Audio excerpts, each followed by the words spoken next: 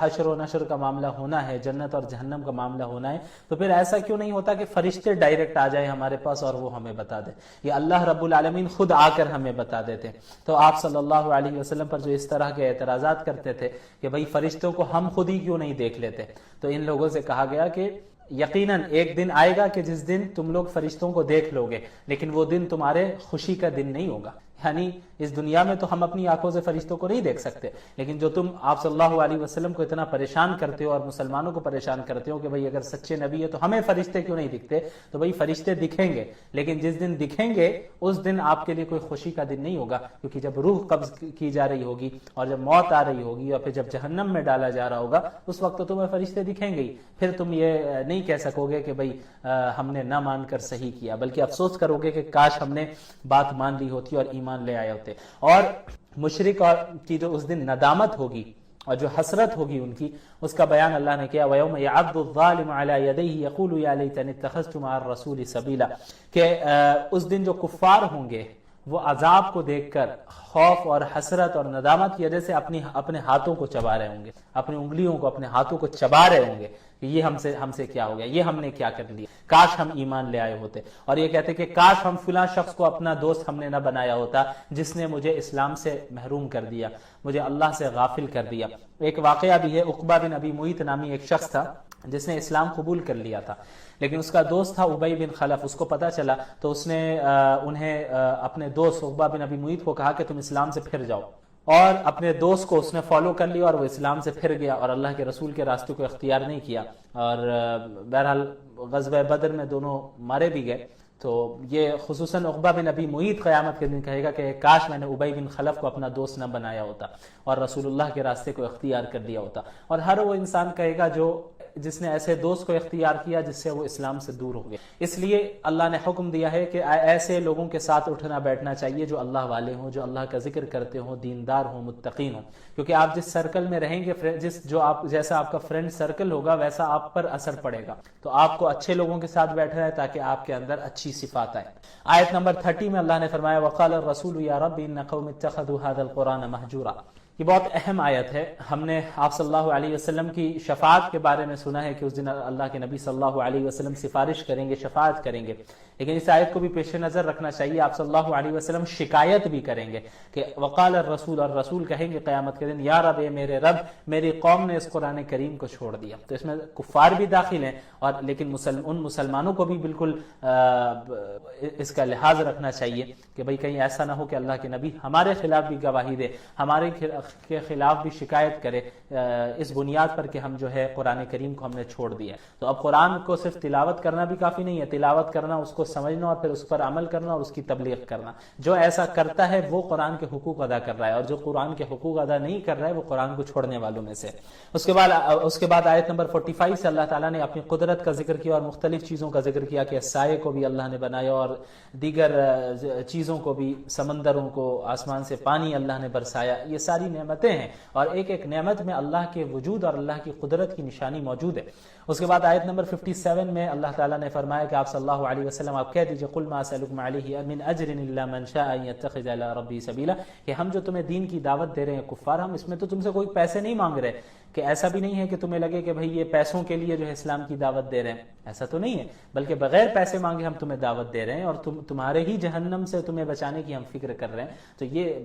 اس بات کی دلیل ہے کہ ہم اپنی طرف سے ہم نے اس دین کو نہیں بنایا ہے، بلکہ آپ سب کی فکر ہے، تمام انسانیت کی فکر ہے کہ انہیں جو ہے جہنم کی آگ سے بچایا جائے۔ پھر عباد الرحمن کا ذکر ہے، جو رحمان کے بندے ہیں، اللہ کے بندے ہیں، ان کی چند صفات کا اللہ تعالیٰ نے ذکر کیا، کئی سارے اوصاف، ان کی کوالٹیز جو عباد الرحمن کی ہونی چاہیے، اللہ کے بندوں کی ہونی چاہیے، اس کو بیان کیا، جن میں ہے کہ ایک یہ ہے کہ زمین پر عاجزی کے ساتھ چلتے ہیں، تکبر کے ساتھ نہیں چلتے، اور جب کوئی جاہل ان سے بحث کرنے لگتا ہے تو بحث میں نہیں الجھتے بلکہ سلام کہہ کر آگے نکل جاتے ہیں، رات سجدے میں گزارتے ہیں اور قیام میں یعنی تہجد کی نماز میں گزارتے ہیں، اہتمام کرتے ہیں، اللہ سے دعا کرتے ہیں کہ یا اللہ ہمیں جہنم کی آگ سے بچا، اس عذاب سے بچا، اور میانہ روی اختیار کرتے ہیں، یعنی نہ فضول خرچی کرتے ہیں اور نہ ہی بخل کرتے ہیں، اعتدال کے ساتھ خرچ کیا کرتے ہیں، اور اللہ تعالیٰ کے ساتھ کسی کو شریک نہیں ٹھہراتے ہیں، ناحق قتل نہیں کرتے ہیں، زنا نہیں کرتے، جھوٹی گواہی نہیں دیتے ہیں، اور گناہ کی جگہ سے گزرتے ہیں تو وہاں کھڑے نہیں ہوتے،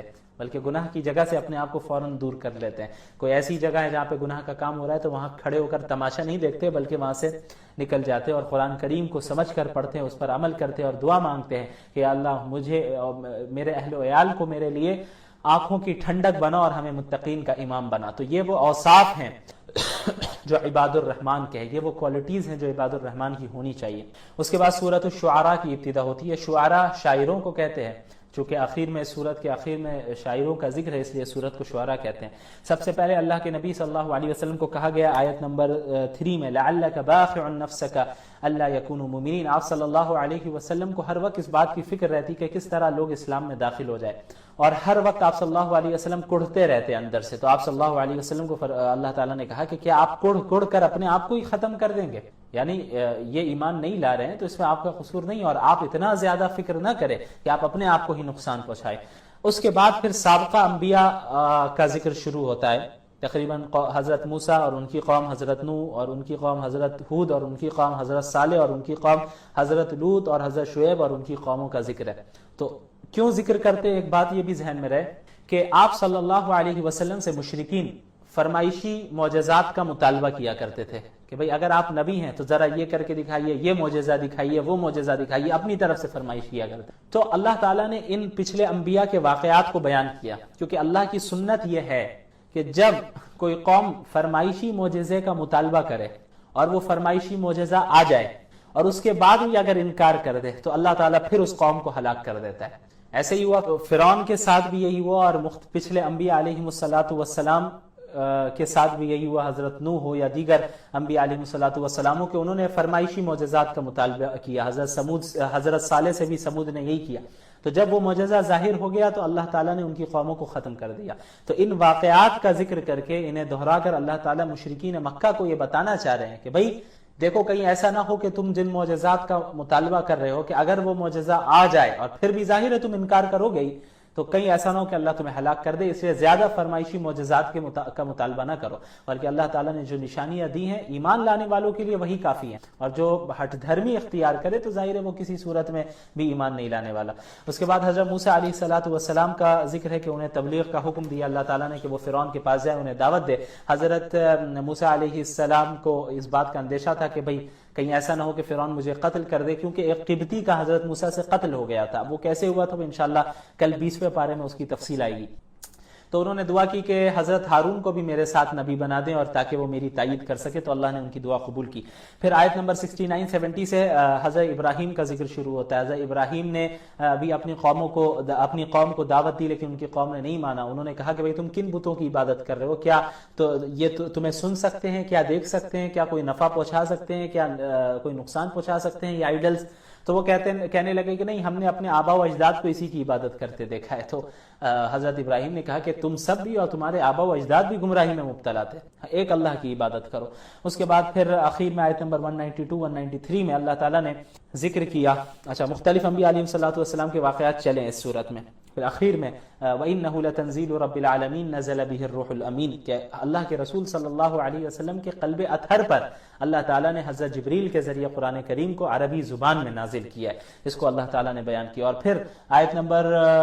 224 میں وَالشُّعَرَاءُ يَتَّبِعُهُمُ الْغَاوُونَ, یہاں شعراء کا ذکر ہے. مشرکین اللہ کے رسول صلی اللہ علیہ وسلم کے متعلق علیاذ باللہ یہ کہا کرتے تھے کہ بھئی یہ شاعری کرتے ہیں. تو آپ صلی اللہ علیہ وسلم کے متعلق جو ہے یہ اعتراض تھا, اس کی تردید کی اللہ نے اور فرمایا کہ بھئی شعراء کو تو بھٹکے ہوئے لوگ, گمراہ لوگ فالو کیا کرتے ہیں, اور شعراء کے جو کلام ہوتا ہے, جو شعر و شاعری ہوتی ہے, وہ تو بس خیالی وادی میں وہ گھومتے رہتے ہیں. ایسی شاعری ہوتی ہیں اکثر جن کا پریکٹیکل زندگی سے کوئی تعلق ہی نہیں ہوتا, تو ان کو فالو کرنے والے تو گمراہ لوگ ہوتے ہیں. لیکن قرآن کریم تو کوئی ایسی چیز نہیں ہے, تو پریکٹیکل زندگی سے اس کا تعلق ہے, اور یہ کوئی شعر و شاعری کسی اعتبار سے نہیں ہے. تو اللہ کے نبی صلی اللہ علیہ وسلم کو اس تہمت سے بری کیا گیا. اور اس کے بعد اللہ نے یہ بھی فرما دیا کہ ہاں وہ شعراء, وہ شاعر جو کہ غلط باتیں نہیں کرتے ہیں اپنی شاعری میں, شریعت کے خلاف نہیں کرتے ہیں کوئی بات کہتے ہیں, بلکہ ایمان اور اعمال صالحہ کے پابند ہوتے ہیں اور اسلام کا ہی دفاع کرتے ہیں, جیسے حضرت حسان بن ثابت اور دیگر شعراء اور رسول ہیں, تو وہ ان سے مستثنی ہیں, ان شعراء سے جن کو گمراہ لوگ فالو کرتے ہیں. اس کے بعد سورۃ النمل کی ابتدا ہوتی ہے. نمل چونٹی کو کہتے ہیں, اب چونکہ اس صورت میں حضرت سلیمان علیہ السلام اور چیونٹی کا ایک واقعہ ذکر ہے، اس وجہ سے اس صورت کو سورۃ النمل کہا جاتا ہے۔ اس صورت میں بھی اسلام کے جو بنیادی عقائد ہیں، توحید، رسالت اور قیامت، ان پر جو ہے زور دیا گیا، ان کا بات ہے، یہ ان کی بات ہے۔ اور پھر اس کے بعد حضرت سلیمان علیہ السلام کی بادشاہت اور ان کی جو حکومت تھی، ان کی سلطنت تھی اور ان کی دولت کا ذکر ہے۔ اس کے علاوہ ملکہ بلقیس کا قصہ بھی ذکر کیا گیا ہے اور بعض سابقہ امتوں کا بھی بیان ہے۔ تو اس صورت کی ابتدا میں پہلے حضرت موسیٰ علیہ السلام کا قصہ ہے کہ اذ قال موسیٰ لأہلہ، کہ جب موسیٰ علیہ السلام اپنی گھر والی کے ساتھ لوٹ رہے تھے مدین سے، تو راستے میں راستہ بھول گئے وہ، تو انہیں آگ کی ضرورت پڑی، تو دور سے آگ نظر آ رہی تھی، وہ وہاں پر گئے اور دیکھا کہ بھئی جو ہے یہ آگ نہیں ہے بلکہ یہ تو تجلی الہی ہے، ایک درخت جل نہیں رہا ہے بلکہ آپ سے اللہ تعالیٰ کی وہاں سے آواز آ رہی ہے کہ میں ہی اللہ ہوں، میں ہی تمہارا رب ہوں اور میں غالب ہوں اور حکمت والا ہوں۔ اور وہاں پر حضرت موسیٰ کو اللہ تعالیٰ کوہ طور کے پاس نبوت دیتے ہیں، اور پھر اس کے بعد انہیں ان کے جو معجزات تھے چند اور جو نشانیاں تھی وہ عطا فرماتے ہیں، اور فرعون اور ان کی قوم کے پاس دعوت دینے کے لیے انہیں بھیجتے ہیں اور حکم دیتے ہیں۔ اس کے بعد آیت نمبر 16 میں ہے حضرت سلیمان اور حضرت داؤد کا ذکر یہاں سے شروع ہو رہا ہے، وَوَرِثَ سُلَيْمَانُ داؤد، بلکہ حضرت سلیمان کا ہی اصل ذکر شروع ہو رہا ہے یہاں پر۔ حضرت داؤد باپ ہیں، نبی ہیں، اور حضرت سلیمان بیٹے ہیں، اور آپ سے اللہ تعالیٰ نے فرمایا وَوَرِثَ سُلَيْمَانُ داؤد، کہ حضرت سلیمان علیہ السلام حضرت داؤد کے وارث بنے۔ وارث بننے کا کیا مطلب ہے؟ مالی وارث نہیں بنے، پیسوں کے اعتبار سے وراثت نہیں ملی، بلکہ علمی وارث بنے، حکومت اور سلطنت کے وارث بنے۔ کیوں؟ کیونکہ انبیاء علیہ السلام کی کوئی وراثت نہیں ہوتی۔ آپ صلی اللہ علیہ وسلم نے فرمایا کہ ما ترکنا صدقہ لا نورث ما ترکنا صدقہ، انبیاء کی جو جماعت ہوتی ہے ان کی وراثت تقسیم نہیں ہوتی ہے، بلکہ وفات ہو گئی تو اب جو کچھ بھی دنیاوی مال و متاع ہے وہ صدقہ ہو جاتا ہے، وراثت میں تقسیم نہیں ہوتی ہے۔ تو اس لیے وہ پیسے، وہ دولت وراثت میں تقسیم نہیں ہوتی، صدقہ ہو جاتا ہے۔ تو حضرت سلیمان کے متعلق جو کہا گیا کہ وہ وارث بنے، تو اس کا مطلب یہی ہے کہ وہ علمی وارث بنے، کیونکہ انبیاء علیہ السلام کے جو وارثین ہیں وہ علماء کرام ہیں۔ اللہ تعالیٰ نے فرمایا العلماء، اللہ کے نبی نے فرمایا العلماء ورثۃ الانبیاء وَإِنَّ الْأَنْبِيَاءَ لَمْ يُوَرِّثُوا دِينَارًا وَلَا دِرْهَمًا إِنَّمَا وَرَّثُوا الْعِلْمَ أو كما قال علیہ السلام، کہ علماء کرام وہ ہیں جو انبیاء کے وارثین ہیں۔ الانبیاء علیہ السلام درہم اور دینار، پیسے اور ڈالرز کو جو ہے وراثت میں چھوڑ کر نہیں جاتے، بلکہ انبیاء علم کو وراثت میں چھوڑ کر جاتے ہیں، تو وہ علم منتقل ہوتا رہتا ہے۔ تو اب جو انبیاء کے علم سے استفادہ کرے وہ وارثین کہلاتے ہیں، وہ لوگ انبیاء علیہ السلام کے۔ بہرحال آیت نمبر 16 میں آئے اللہ یا ایھا الناس علمنا منطق الطیر، حضرت سلیمان علیہ السلام کو اللہ تعالیٰ نے جہاں کئی چیزوں پر حکومت دی، بادشاہت دی اور بہت سی چیزوں سے نوازا تھا، ان میں سے ایک نعمت یہ بھی تھی کہ حضرت سلیمان علیہ السلام کو پرندوں اور جانوروں کی بولیوں کا علم تھا۔ جانوروں کی جو بولیاں ہوتی ہیں وہ اسے سمجھ جایا کرتے تھے حضرت سلیمان علیہ السلام، تو اس کا بھی یہاں پہ ذکر ہے۔ اور پھر آیت نمبر 17 میں جو چیونٹی کا ذکر ہے، تو وہ چیونٹی کی بات کو بھی حضرت سلیمان نے سن لیا تھا۔ کیوں؟ کیونکہ حضرت سلیمان علیہ السلام کو اللہ نے یہ علم دیا تھا۔ وَحُشِرَ لِسُلَيْمَانَ جُنُودُهُ مِنَ الْجِنِّ وَالْإِنسِ وَالطَّيْرِ فَهُمْ يُوزَعُونَ۔ یہاں یہ بتانا مقصود ہے کہ حضرت سلیمان علیہ السلام کی بادشاہت اتنی زبردست تھی کہ اللہ تعالیٰ نے پرندوں پر بھی بادشاہت دی، جانوروں پر بھی بادشاہت دی، انسانوں پر بھی، ہواؤں پر بھی، جناتوں پر بھی، ان سب پر اللہ تعالیٰ نے انہیں بادشاہت اور حکومت عطا کی تھی۔ تو حضرت سلیمان کا جو لشکر چلتا تھا تو اس میں جانور بھی ہوتے، پرندے بھی ہوتے، جنات بھی ہوتے، انسان بھی ہوتے، تو زبردست لشکر چلا کرتا تھا۔ تو اب ظاہر ہے اب ایک بڑا لشکر ہے، بہت بڑا، تو تعداد بہت زیادہ ہے، تو پھر مینجمنٹ کا پورا انتظام اور پورا نظم و ضبط کو برقرار رکھنے کے لیے پورا بہترین انتظام کرنا پڑتا تھا، وہ حضرت سلیمان علیہ السلام کرتے تھے۔ تو آپ حضرت سلیمان علیہ السلام اور ان کے لشکر کا ایک جگہ سے وہ گزر رہے تھے اور چیونٹیوں کی وادی سے گزر رہے تھے۔ تو جب چیونٹیاں باہر تھیں تو ان میں سے ایک چیونٹی نے اپنے دیگر چیونٹیوں سے کہا کہ کہیں ایسا نہ ہو کہ سلیمان علیہ السلام اور ان کا لشکر ہمیں روندتا ہوا چلا جائے، اس لیے سب اپنے بلوں میں واپس داخل ہو جاؤ۔ تو حضرت سلیمان نے اسے سن لیا کیونکہ اللہ نے انہیں وہ دی تھی نعمت۔ اس کے بعد آیت نمبر 20 میں ہے وَتَفَقَّدَ الطَّيْرَ، حضرت سلیمان علیہ السلام نے ایک مرتبہ پرندوں کی حاضری لی، سارے پرندے موجود تھے کیونکہ پرندے بھی حضرت کے فوج میں داخل تھے، ان پر بھی انہیں حکومت حاصل تھی، تو سارے پرندے موجود تھے سوائے ایک پرندے کے جو کہ ہدہد پرندہ تھا۔ ہدہد پرندہ موجود نہیں تھا. تو حضرت سلیمان علیہ السلام نے کہا کہ بھئی یہ ہدہد کہاں گیا؟ اگر یہ نہیں آتا ہے